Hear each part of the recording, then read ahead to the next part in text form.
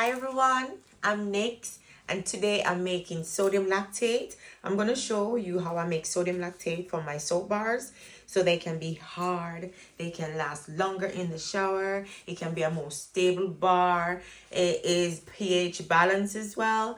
And I'm going to show you how I formulate it. I've been doing this for years. I made my own sodium lactate. And on my bars, when you use them, when you wash with them, they turn into a small little button that doesn't dissolve, doesn't go slimy or moldy. It goes right down into a hard little knob like a little button. And then that's it. My bars are actually stabled. They're very, very hard and they last longer in the shower. All right. So I'm going to show you how I do it. But before we go into that, I've got my goggles on because we're going to be using sodium hydroxide and we need to be safe. I've got my gloves on. I've got a long sleeve top on. I'm going to put my apron on because I don't want to get any spillage or anything on my clothes. All right. So don't worry about the apron. It's been through everything. I'm back. So I'm going to make sure safety come first. I've got shoes on, which is not open toe. Make sure your toes them lock up. And you've got your heating temperature gun. And your room is well ventilated. Alright? You're going to make sure that all of that before you even start doing what I'm about to do. Okay? So, come closer and let me show you what I'm going to do.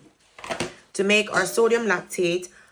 Before I go into that, guys, I've got 2 YouTube channels. Alright? And the first YouTube channel I've got, it shows you a long version of how to do the sodium lactate. I'm not going to go to that long version. I'm going to go a quick way. So if you really want to see in depth and all the information about sodium lactate, why we use it, how we can use it, what we use it on, how to label it, how to store it, all of those stuff, you're going to head over to my channel. Just click the link above and you can go straight over to my channel. Watch that.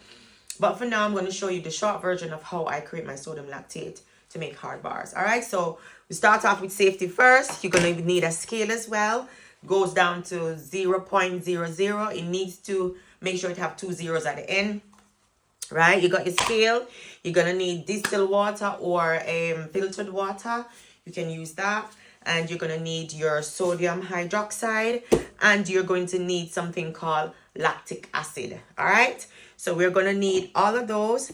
And we're going to start making our sodium lactate. All right. Also, I forgot, you're going to need some citric acid.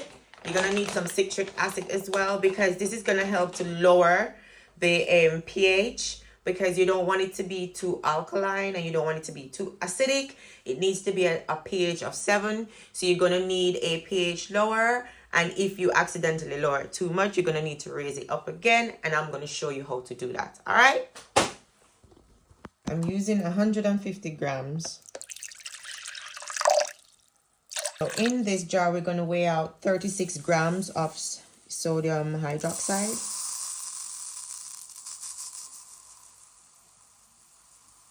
Make sure your room is well ventilated, guys. You don't want to inhale in any fumes. So I'm weighing out 80 grams of lactic acid. Now I've got everything weighed out. I've got my sodium hydroxide in here, which is my 36 grams. I've got my 150 grams of, distilled water, filtered water, deionized water, whatever water you want to use, as long as it's not tap water, because it's too hard. And then I've got my lactic acid weighed out here, which is 80 grams. All right. So we're going to combine. We're going to move the lactic acid over to the side, because I want to keep it out the way. We're not going to add that yet. Now we're going to add the sodium hydroxide to our liquid, all right? Not the other way around, all right? Make sure your room is well ventilated. You need to make sure the area is aerated, all right? Well ventilated so you don't get any fumes. And you're going to mix this slowly. I'm just going to add this slowly, okay? And you cannot use metal when you're using or doing this formula. You cannot use anything because it's going to be reactive. You don't want to use anything metally.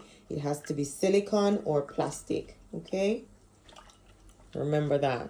And then you need to check your temperature to make sure it's not over 100 degrees Celsius, all right?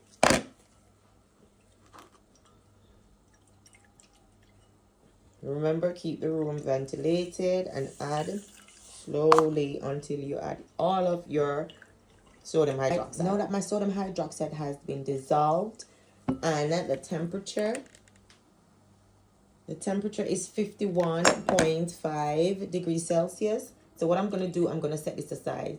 Guys, remember when you're doing this formula, do not use any metals, all right? Because it's reactive.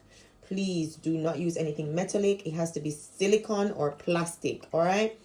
I'm going to set this aside because it needs to be the room temperature. The lactic acid is 20 degrees Celsius. So it needs to come right down to the temperature of the lactic acid, okay?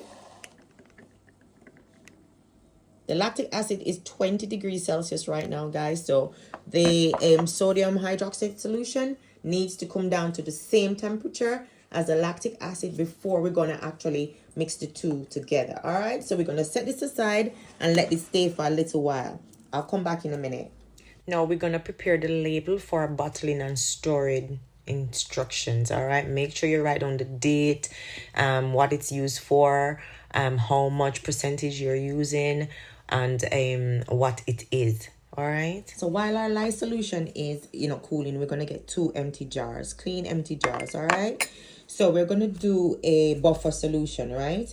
Buffer is a solution that helps to either raise the pH balance of the product you just made or to lower the pH balance of the product. All right, so buffers help to increase and lower pH of the product. All right, and you're going to test the pH, and when you test the pH, you're going to find out if it's too alkaline or acidic. Then you're going to use the appropriate buffer to correct the pH balance. All right, we've got our pH strip here, and it's gonna tell you this is the alkaline side and then this is the acidic side. It needs to be at a pH of 7, right? So if it's on the alkaline side, you're gonna need to lower your pH, right? And lowering your pH, you're gonna need to use citric acid, all right? And if it goes down to the acidic side, increasing your pH, you're gonna need to use the sodium hydroxide, all right? And that's gonna bring it back up. So when you're mixing this product, you need to be extremely careful with how many drops you're going to put in, because you don't want to keep on going up and down, up and down, up and down, up and down. All right. Please label your dish. All right. So this is the sodium hydroxide buffer solution. And then this is the citric acid buffer solution. Still need to dissolve a little bit more. So we're going to make sure this is dissolved completely. And then we're going to keep this just in case we need to lower or raise our pH levels. All right. Okay, so we're back with our sodium hydroxide solution. We're going to make sure we test our temperature.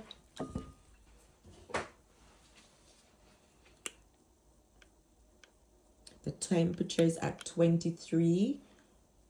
Let me see, 23 point. Hold on. Let me just mix it up.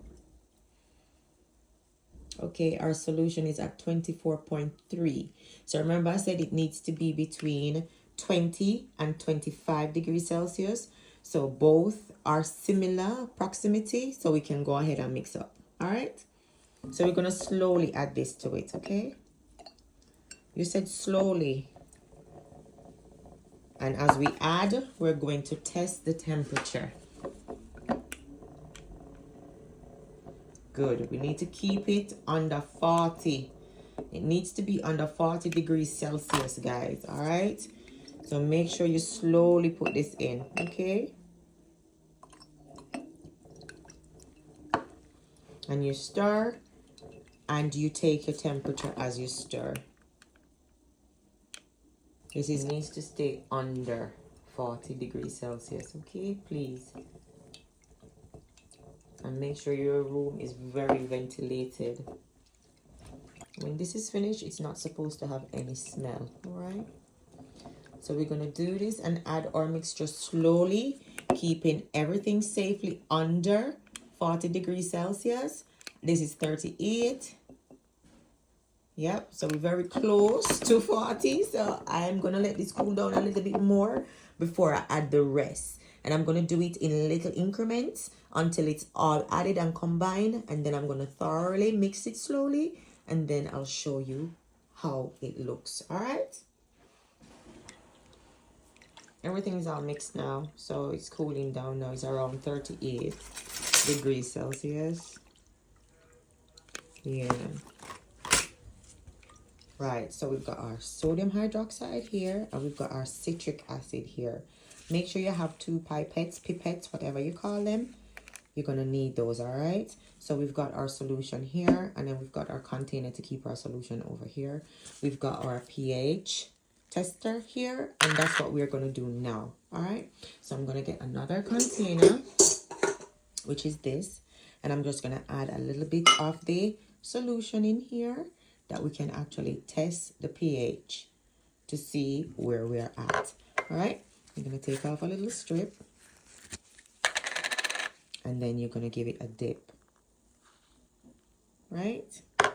And as you can see, this is alkaline, so it's up to 13. All right, it's up to 13, so we need to bring it down right to 7. So which one we're going to need? Can anybody guess which buffer we're going to need to lower the pH? Anybody get it right?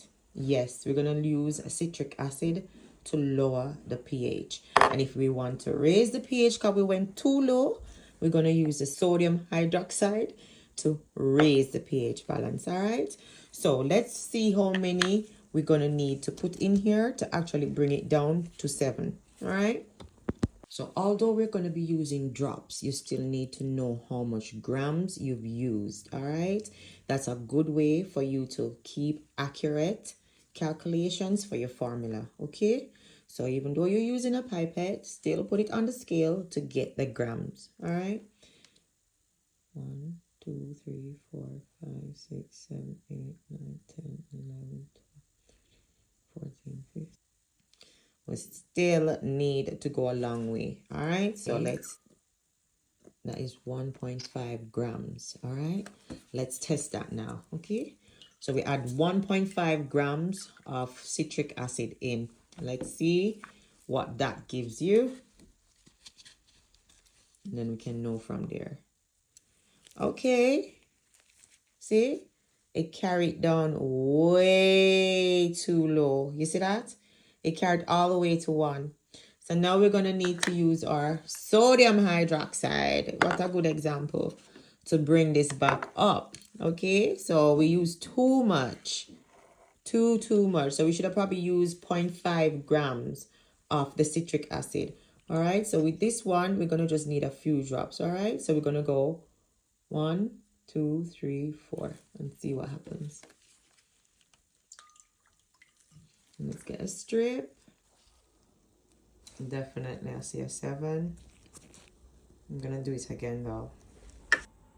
Yes, we're here now. I think that's more of a 7. And as it cools down, then I'll test it over again, but I'm satisfied. Guys, I was thinking of putting it in the container.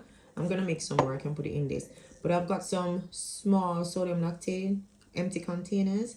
I'm gonna put it in here and then keep them safe because they've got some childproof lid which will come in handy. Yeah, so I'm gonna put them in here and then put them in the storeroom. All right, this took a long time to do, guys, so don't even think it's not gonna take long. It's not gonna take long. So it depends on the amount you're creating. I created 266 grams of sodium lactate, and I use 50 to 60 drops of 50-50 citric acid solution, and then I use 40 to 45 drops of the Noah solution, and then I can see how much that was, which it was 1.07 grams of citric acid and 2.22 grams of Noah, and that worked for me. Yours may be different, so you have to calculate it and do it slowly, as I said you should. You can't just throw it in. It will create a mess. You have to slowly put it in so you can actually see where you need to lower or raise. All right, hope that makes sense. We've got 3 bottles of sodium lactate made and ready to be stored and used for our soaps. All right, so let me talk about some of the uses, benefits, and safety precautions of using sodium lactate, how you to use it. All right, so here's my 3 bottles of sodium lactate that I made earlier, and I'm trusting that you guys will try this method and create your own sodium lactate, and then come and show me how your soaps are performing, because mine are hard, solid as a rock. All right, thanks for joining, and I'll catch you on the next one. This just saved me £9. All right, I paid £3.50 or sometimes £3 a bottle.